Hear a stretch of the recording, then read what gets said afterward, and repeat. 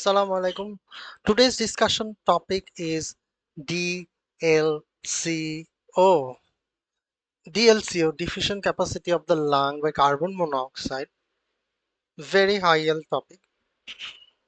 Before jumping into DLCO, I would like to discuss about some topics like what are the components of PFT, pulmonary function test. In pulmonary function test, it refers to a group of studies. Generally, it consists of three parts: air movement, second is lung volume, air movement, second is lung volume, and the third one is gas transfer. Air movement is seen via spirometry. Lung volume is seen lung volume is measured by the plethysmography. Lung volume is measured by the plethysmography, and the gas transfer is measured by the diffusion capacity. So these three parts, this is the integral part of, or it is a component of pulmonary function test. Okay, air movement like spirometry, we can do spirometry to rule out is it obstructive lung disease or is it restrictive lung disease, and we do the plethysmography or the lung volume. It operates the Boyle gas law. It operates the Boyle gas law. That means P1 V1 equal to P2 V2. Okay, it uses an airtight body box that calculates the absolute volume. These calculates the absolute volume from the absolute pressure. Plethysmography captures three quantities that depend on the residual volume, often called static volume, because air movement is not required. So these lung volume, the three quantities that we measure: total lung capacity, functional residual capacity, and the residual volume. Lung volume measurement is always needed to confirm when restrictive lung disease. When there is restrictive pattern, you need lung volume or plethysmography to confirm the diagnosis. And the gas transfer, DLCO, diffusion capacity of the lung for carbon monoxide gas transfer, it is assessed by using DLCO. Gas transfer is assessed by using DLCO because carbon monoxide equilibrates immediately across the alveolar membrane, extremely high hemoglobin affinity, and the difference between inhaled versus exhaled carbon monoxide reflects the rate of the diffusion, indicating the health of airspace capillary interface. Other tests we use for pulmonary function: peak expiratory flow rate, provocation test, bronchoprovocation like methacholine challenge test, 6-minute walk distance, and respiratory muscle strength. Okay, so now DLCO. In obstructive pattern,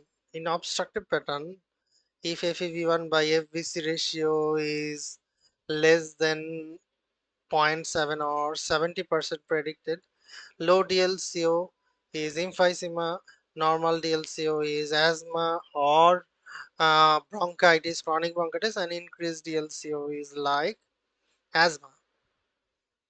And we can differentiate asthma COPD by spirometry, and then spirometry with, if we do reversibility test, if we give uh, bronchodilator or short-acting SABA like salbutamol, and if it is reversible then it is asthma. If it is not reversible, then we should think about it is COPD.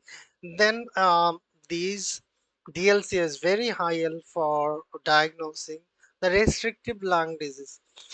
Low DLCO is low DLCO is in, low DLCO is interstitial lung disease, sarcoidosis, uh, heart failure, and asbestosis. Low DLCO.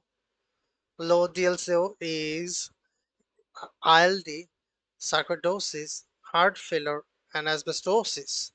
Normal DLCO is N for N, neuromuscular disorder, neuromuscular M, musculoskeletal deformity. So N, neuromuscular disorder, and M, like musculoskeletal disorder, deformity. Okay. For interstitial lung disease, increase morbid obesity. Increased DLCO means morbid obesity. Okay. Uh, and in normal spirometry, if spirometry is normal, and again DLCO is low, think about anemia, pulmonary embolism, and anemia, pulmonary embolism, and pulmonary hypertension. Anemia, pulmonary embolism, and pulmonary hypertension. And increased DLCO, very high pulmonary hemorrhage, and polycythemia, pulmonary hemorrhage, and polycythemia. Now, one of the important is hypoxemia, very high concept. Mm, Hypoxia, hypoxemia, reduce PaO2, if inspired oxygen is reduced. If we go high altitude, then inspired oxygen is low, reduce inspired oxygen PiO2, high altitude. A gradient is normal, it is correct via supplemental oxygen, and it is correct via supplemental oxygen. And hypoventilation, it may be due to CNS disorder or neuromuscular weakness. In here, alveolar arterial gradient is normal, and it also corrects via um, supplemental oxygen. And now dead space ventilation. Dead space ventilation is VQ. Q is 0, V maybe 1 or 2, so something divided by 0 is infinity. Dead space ventilation is pulmonary ventilation. In here AA is increased, and in pulmonary embolism, it also corrects with supplemental oxygen. Diffusion limitation in emphysema and interstitial lung disease. Diffusion limitation, emphysema, interstitial lung disease, alveolar AA gradient, and it also corrects with supplemental oxygen. But for shunting, intrapulmonary shunting, pneumonia, pulmonary edema, pulmonary edema, and atelectasis, AA gradient is again increased, but it does not correct the supplemental oxygen. And intracardiac shunting, intrapulmonary shunting, and intracardiac shunting, like Eisenmenger. In here also a gradient is increased, and it does not correct the hypoxemia. It does not correct the hypoxemia. So that's all about DLCO and hypoxemia, and a simple topic like methemoglobinemia, exposure to the oxidizing substance like dapsone nitrates, and dapsone nitrates, local or topical anesthetic, Methemoglobinemia can cause cyanosis. Pulse oximetry saturation is 85% dark colored blood.